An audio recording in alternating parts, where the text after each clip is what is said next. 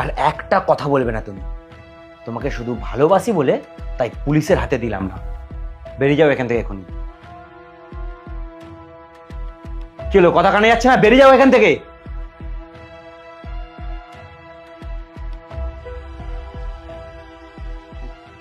তুমি নিজেও তো আমাকে এই একইভাবে ঠকিয়েছো।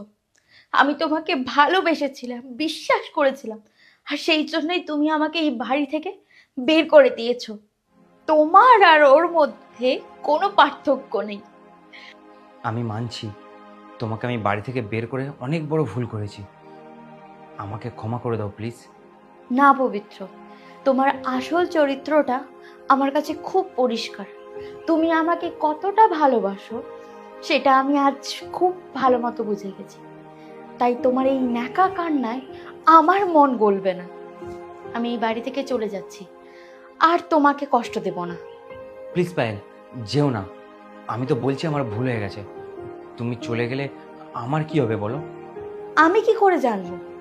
আজকের পর থেকে তোমার আর আমার জীবন পুরোপুরি আলাদা। তোমার সাথে আমার কোনো সম্পর্ক নেই।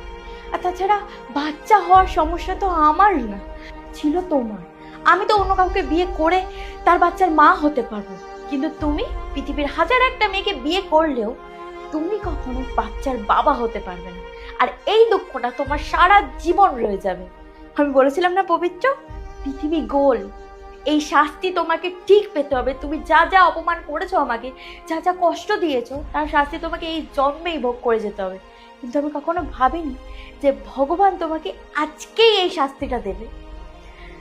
তুমি থাকো, তোমার বাড়ি গাড়ি টাকা পয়সা সব কিছু নিয়ে তুমি থাকো, আমি থাকবো না।